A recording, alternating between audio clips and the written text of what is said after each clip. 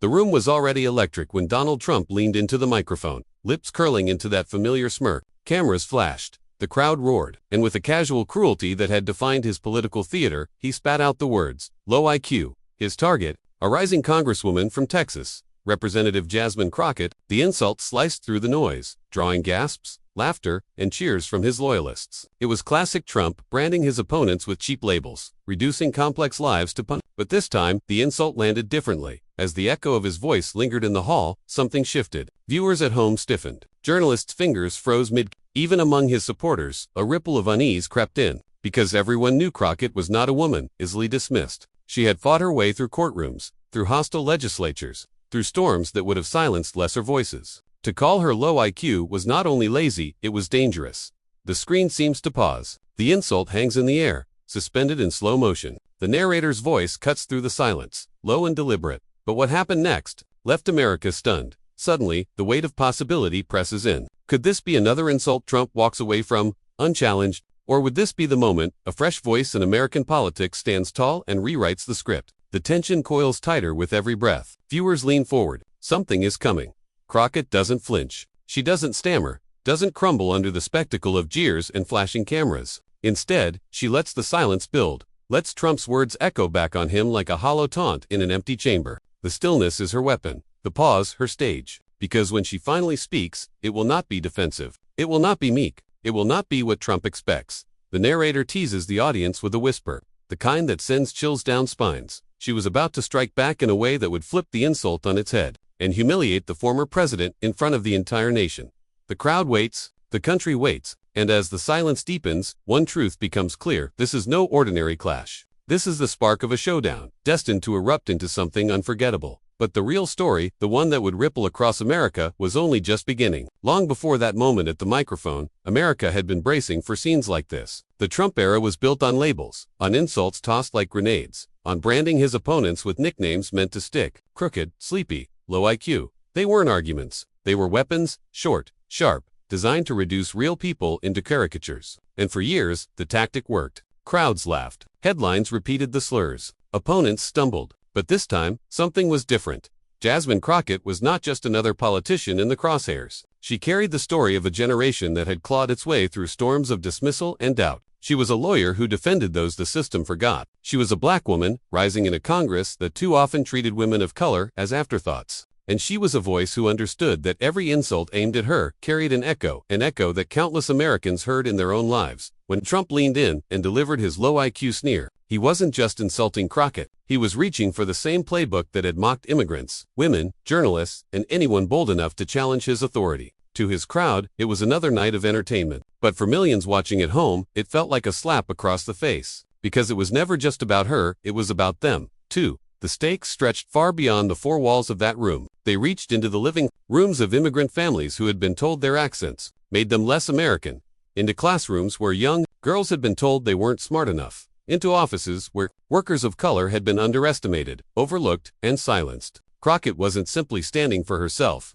She was standing for every person who had ever been labeled, dismissed, or diminished. And that is why this insult mattered. Because America was at a crossroads. Would the old tactics of arrogance and bullying continue to dominate the stage, or would a new voice rise, a voice that refused to be reduced, a voice that flipped the insult into a rallying cry? The narrator's tone deepens, urgent, prophetic, and when she finally responded, she didn't just defend herself, she rewrote the rules of the fight. The camera of imagination lingers on Crockett's steady eyes, her composure under fire. Around her, the noise grows, Trump's supporters jeering, reporters scribbling, cameras capturing every second, but her silence is louder. She knows she's not only answering Trump in that moment, she's answering for millions of people who've been told they are less than. This is no longer about a single insult. It is about dignity versus arrogance, truth versus spectacle, hope versus cynicism. Crockett, the unlikely challenger, stands on the edge of something bigger than herself. And the weight of that moment is crushing, and yet, she does not bend. Because what she's about to say won't just silence a room. It will ripple through the country, shaking the foundation of Trump's playbook. It will turn an insult into an invitation Trump never expected, and one that could only end in humiliation.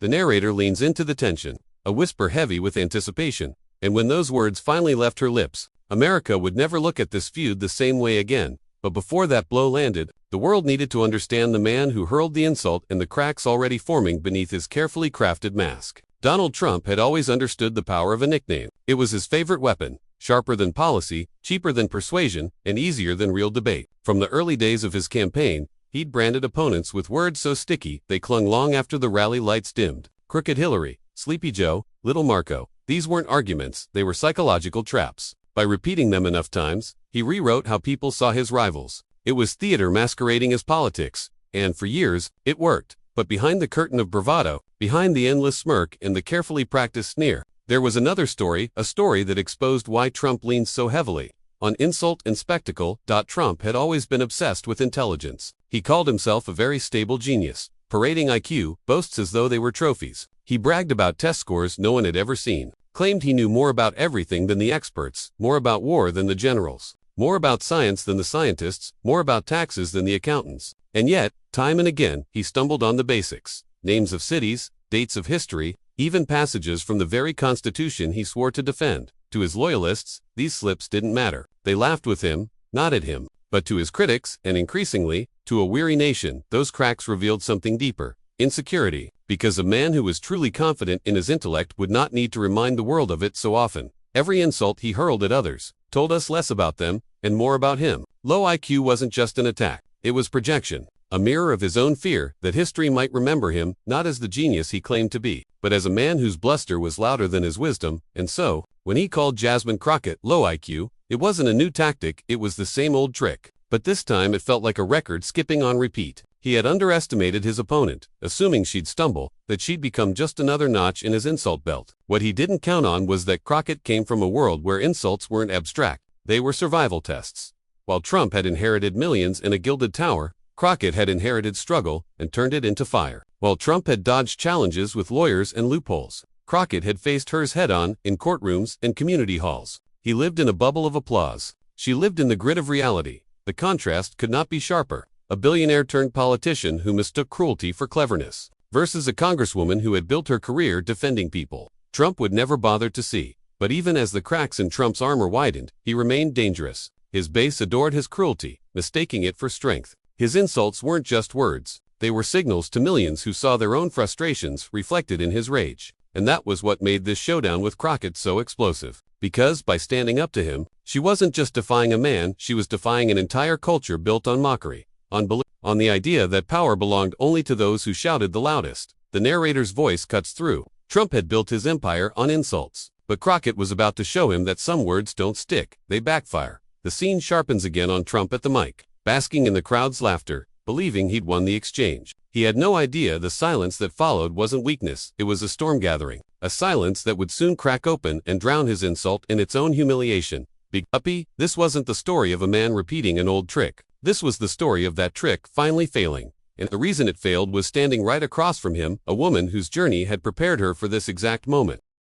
Jasmine Crockett's story didn't begin in the marbled halls of Congress. It began in the heart of a community where survival wasn't guaranteed by privilege, but by grit. Born and raised in St. Louis, she grew up surrounded by the daily realities of working-class struggle, where neighbors leaned on each other, where mothers worked double shifts, and where children learned early that respect wasn't given. It was earned. Unlike Trump, whose wealth had cushioned every fall, Crockett's path was paved with obstacles designed to stop her before she started. Teachers underestimated her, systems overlooked her, and doors slammed before she even reached them. But each slight became fuel. Each dismissal was a dare. Instead of backing down, she sharpened herself into a weapon of resilience.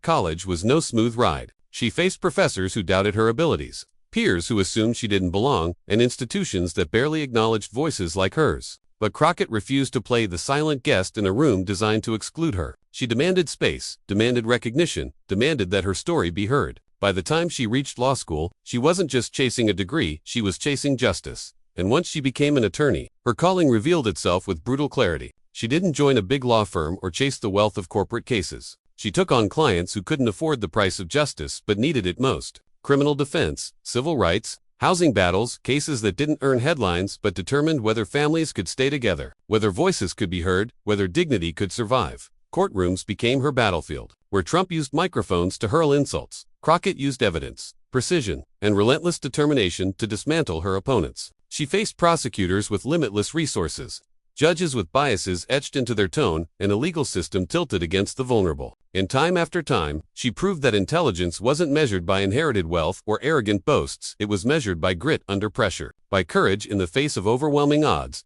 That fire carried her into politics. Running for office was never about glory, it was about protection. She had watched policies crush communities that looked like hers. She had seen laws weaponized against people whose only crime was poverty or color. When she entered the political arena, she didn't come with a gilded elevator speech. She came with scars, with lived experience, with a promise that she wouldn't let anyone write off her people as disposable.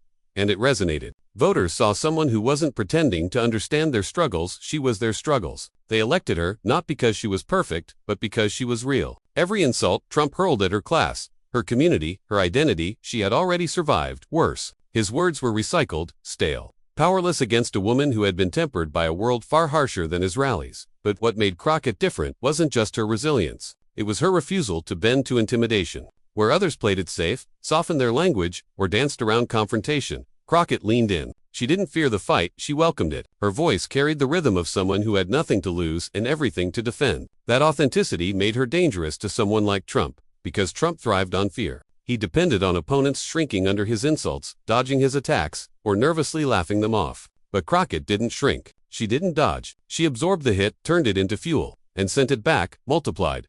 This was the core of her power. She represented the millions who had been underestimated, dismissed, and insulted by systems built for someone else's success. To call her low IQ was not just a jab at her, it was a jab at everyone who had ever been told they weren't smart enough, polished enough, or powerful enough to belong. And that's why her response mattered. When she stared down Trump's insult and challenged him to an IQ test, it wasn't just about outsmarting one man. It was about reclaiming the dignity of an entire movement. It was about showing that intelligence doesn't come from wealth, from privilege, or from the loudest voice in the room. It comes from resilience, strategy, and the ability to transform adversity into strength.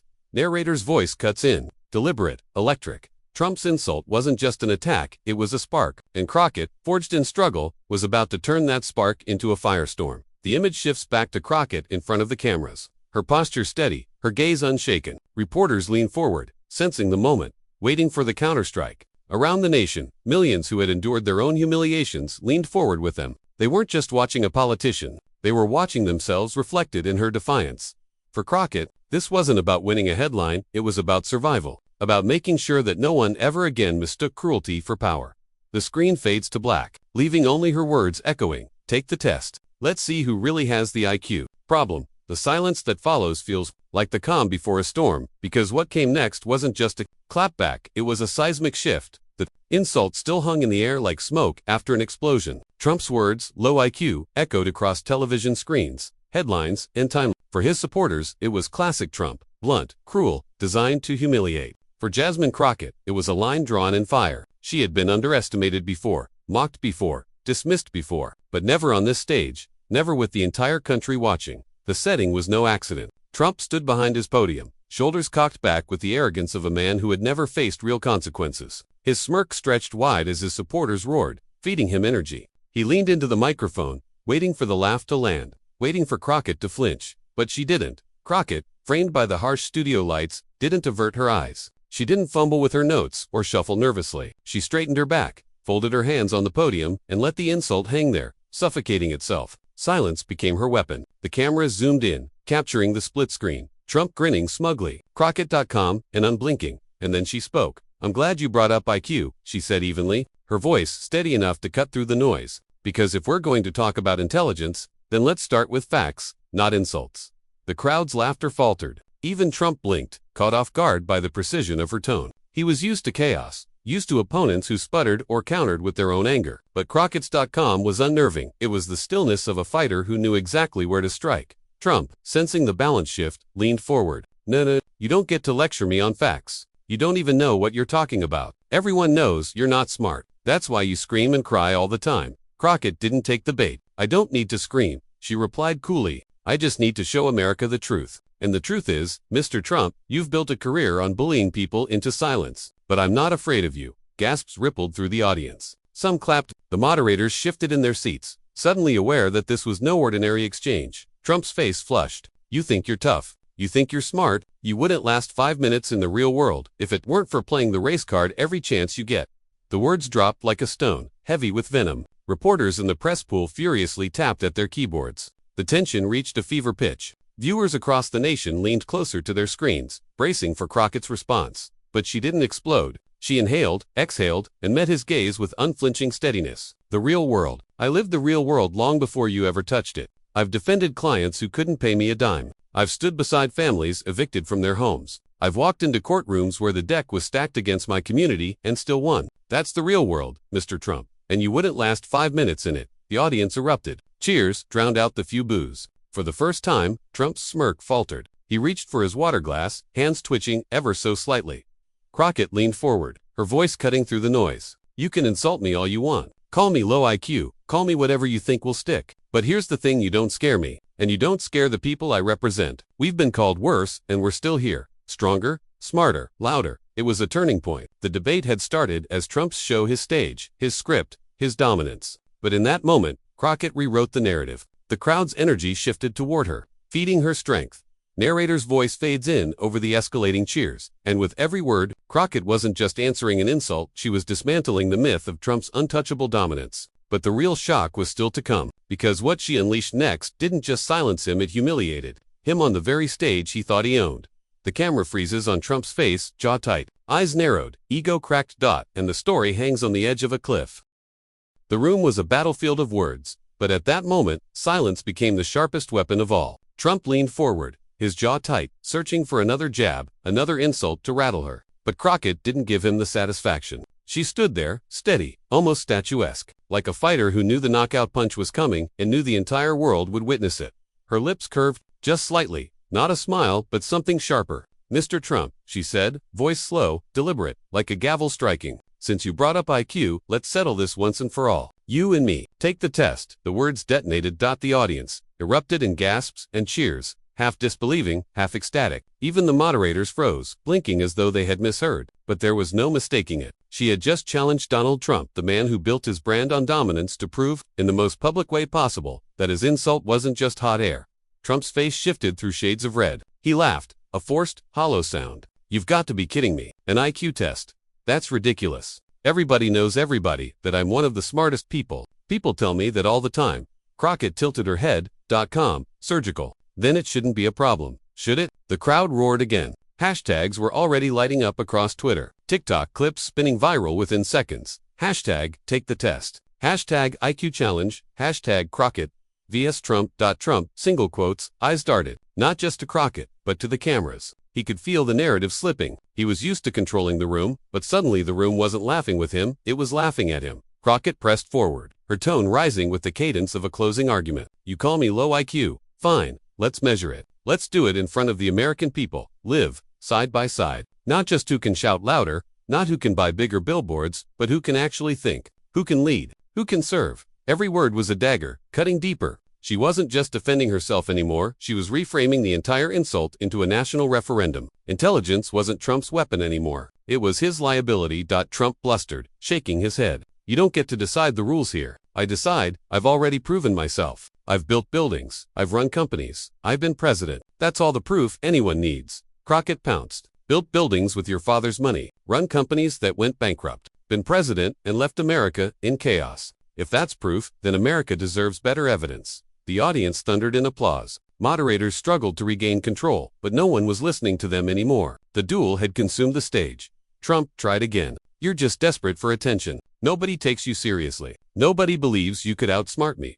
Crockett's voice sharpened. Then prove it, right here, right now, or admit to America that your insults are nothing but cover for your fear. The room exploded. Reporters typed furiously, headlines already writing themselves. Clips of Trump's faltering expression flew across news feeds. And Crockett didn't let up. She leaned forward, eyes locked on his. For decades, you've bullied people with words. You've attacked immigrants, women, black people, working families, all with the same tired playbook. But tonight, that playbook ends. Because when you call me low IQ, you're not just insulting me. You're insulting every American who fought harder than you ever had to. You're insulting every student who worked 2 jobs to pay tuition. Every parent who held down 3 shifts to put food on the table. Every young lawyer who defended clients no one else would touch. That's who I am. That's who I represent. And we're not going to be insulted into silence anymore.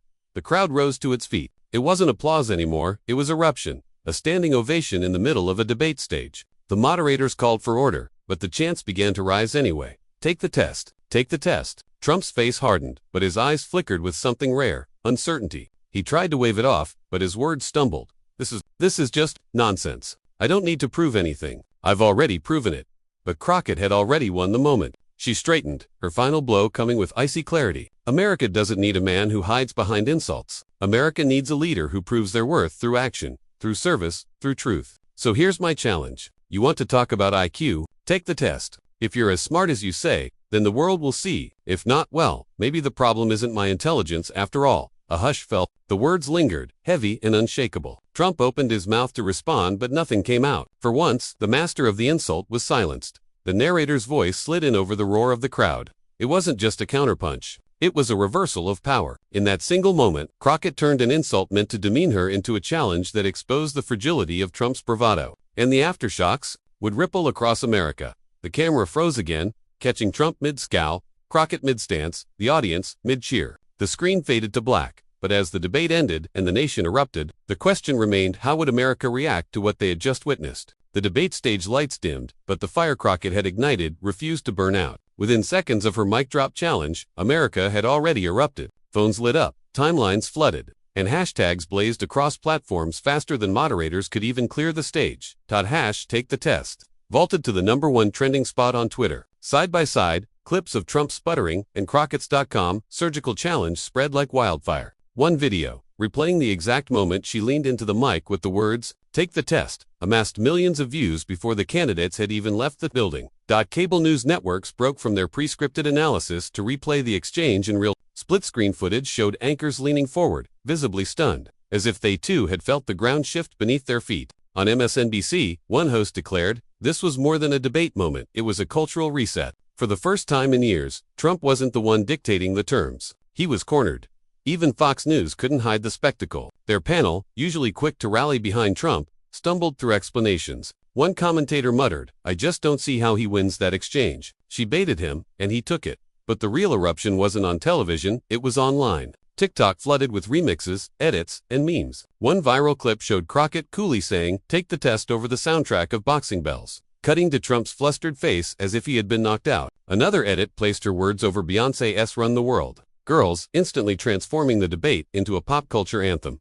For progressives, it was vindication. Twitter feeds swelled with messages like, "She didn't just stand up to Trump, she stood up for all of us who've been called dumb, less than, or not good enough." Another tweet read, "Every immigrant parent who worked 3 jobs just got defended on national TV." Memes multiplied. Trump holding a giant, "No 2 pencil." Crockett handing him an exam sheet, the caption reading, "Time to prove it." Down. But not all the reactions were praise. Trump's loyalists scrambled to spin the exchange. Influencers on the right dismissed Crockett's challenge as cheap theater, insisting Trump had nothing to prove. Yet their tone betrayed unease, the kind that comes when your champion looks rattled. And still, Crockett's name surged. By midnight, Jasmine Crockett IQ test topped Google search trends. Commentators compared the moment to historic debate takedowns: Kennedy versus Nixon, Reagan's "There you go again," Obama's dismantling of Romney. But Crockett's exchange carried something different, a cultural weight that transcended politics. ECAUSE, for millions watching. Her response wasn't just a rebuttal, it was a reclamation. Generations of people had been branded low IQ by institutions, by gatekeepers, by powerful men who mistook arrogance for brilliance. Crockett's challenge didn't just silence Trump, it gave voice to their own defiance. On Instagram, young activists posted selfies holding homemade signs, "I'll take the test too." Teachers shared stories of students underestimated in classrooms. Parents told tales of being mocked for their accents, their jobs, their struggles. Each story tied back to Crockett's words, proof that intelligence was not about privilege, but perseverance. Celebrities joined the chorus. A-list actors, athletes, and musicians reshared the clip, adding their own captions. "She didn't flinch," wrote one. "This is what courage looks like," wrote another. A late-night comedian joked, "Trump ducking that IQ test is the clearest result we've ever seen." Meanwhile, on Capitol Hill, murmurs turned into conversations. Lawmakers who once doubted Crockett's firepower suddenly recognized her as a force to be reckoned with. Political analysts whispered that this was more than a viral moment, it was the kind of crystallizing clash that launches national careers. But the most powerful reactions weren't from pundits or celebrities. They were from ordinary Americans. In barbershops, cafes, living rooms, and dorm halls, people replayed her words, nodding with pride. They weren't just talking about politics, they were talking about dignity, about intelligence, about fighting back against decades of condescension. The narrator's voice layered over the imagery of scrolling feeds, roaring crowds, and glowing screens. The shockwaves of one sentence rippled far beyond the debate stage. It wasn't just Crockett versus Trump anymore. It was a challenge to every insult, every dismissal, every attempt to strip people of their worth. And America was listening. The section closes on a cliffhanger. Trump retreating to his motorcade, face tight, refusing to answer shouted questions about the test. Crockett, meanwhile, walks through the flashing cameras, head held high, the chant of the crowd following her like a drumbeat. Take the test. Take the test. But as the night gave way to morning, the question became bigger than one debate, one insult, or one test. Could this moment spark a new definition of leadership in America? Morning broke, and the debate clip still blazed across every screen in America. Headlines didn't just recount what happened, they crowned it. Crockett turns insult into challenge. Read one. Trump stumbles. Crockett rises. Read another. But beyond the frenzy of media chatter, something deeper stirred. For millions, Jasmine Crockett's words weren't just a comeback. They were a declaration, a statement that intelligence, dignity, and worth could not be measured by the arrogance of the privileged. They belonged to the people who fought, who struggled, who endured, and still stood tall. The narrator's voice slowed. Reverent. It wasn't about IQ. It wasn't about test scores. It was about resilience. About refusing to be silenced. Across the country, conversations shifted. In classrooms, teachers played the clip to show students the power of composure under fire. In union halls, workers replayed it as a rallying cry. In immigrant homes, parents pointed to Crockett and said, "That's why we came here. To fight, to stand tall." Even those who had never heard her name before now carried it with pride. Crockett had not only defended herself, she had defended them. She had reclaimed the word intelligence from a weapon into a shield. And the lesson wasn't just about one politician standing up to another. It was about all the people watching who had ever been told they weren't smart enough, polished enough, worthy enough. Crockett's defiance reminded them that real intelligence isn't loud, it isn't cruel, and it isn't inherited. Real intelligence is survival. Real intelligence is compassion. Real intelligence is the courage to turn an insult into a challenge and to win, not just for yourself, but for everyone who shares your struggle. The cameras replayed the moment again and again, but each replay revealed something new. The steadiness in her voice, the way she carried herself without flinching, the way Trump's bravado cracked when faced with someone he couldn't intimidate. It was a visual sermon on dignity under fire. And in the silence that followed, America reflected. Because the real moral wasn't about humiliating a former president. It was about proving that insults cannot erase truth, that no amount of arrogance can outshine authenticity, that power built on fear will always crumble when faced with courage rooted in lived experience. The narrator's voice grew steady, uplifting. Every insult ever hurled at the marginalized, the working class, the overlooked, it found its answer that night. Intelligence is not a privilege. It is a fight, and those who fight for justice, for dignity, for their communities, they are the true measure of America's strength. Crockett, herself, echoed this sentiment in her post-debate interview. Standing in front of a wall of cameras, she spoke not with smugness, but with clarity. This wasn't about me. This was about every person who's been told they're not enough. Tonight, I proved that we are more than enough, and we're just getting started. Those words resonated because they transcended politics. They became a mirror in which millions saw their own reflection. They weren't just watching a congresswoman, they were watching themselves. And that is why the moment endured. It wasn't just a clash on a debate stage. It was a parable for America itself. A reminder that the fight for dignity is ongoing. That the measure of leadership is not in wealth or insults, but in courage and truth. The music swells as the narrator delivers the final lesson. In a world where arrogance mocks and belittles, dignity must always answer. Because when dignity speaks, arrogance falls silent. And on that stage, in that moment, silence was the loudest sound in America. The scene closes with Crockett walking off the stage, the chant of the crowd still alive. Take the test. Take the test. The sound fades into a heartbeat, a rhythm of resilience, echoing the lesson forward. The debate was over, but the story was just beginning. Jasmine Crockett hadn't just answered an insult, she had redefined the battlefield. What was meant to humiliate her had turned into a challenge that echoed across the nation, louder than any campaign ad, stronger than any insult Trump could throw. The narrator's voice carried the weight of finality and inspiration. In that moment, Crockett reminded us all dignity beats arrogance, truth beats lies, and resilience beats privilege. Every time, clips of her challenge continued to flood timelines, but now they carried captions like "This is leadership," and "This is the future." The crowd's chant, "Take the test," lingered in the nation's consciousness, not just as a jab at Trump, but as a demand for accountability from every leader who underestimates the people they serve. And so the resolution was clear. The fight was not over. This wasn't just about one debate or one exchange. It was about the future of America, about whether dignity could stand taller than mockery, whether courage could silence cruelty. Crockett had thrown down a gauntlet, not just to Trump, but to every voice that ever tried to define worth by power instead of perseverance, the narrator's tone lifted into a rallying crescendo. If you believe in dignity over insults, in courage over fear, then this is your moment too. Don't just watch history, become part of it. Share this story, raise your voice, and remind the world that arrogance never wins when people stand together. The screen fades to black, a final line glowing against the silence. Dignity speaks louder than arrogance, always.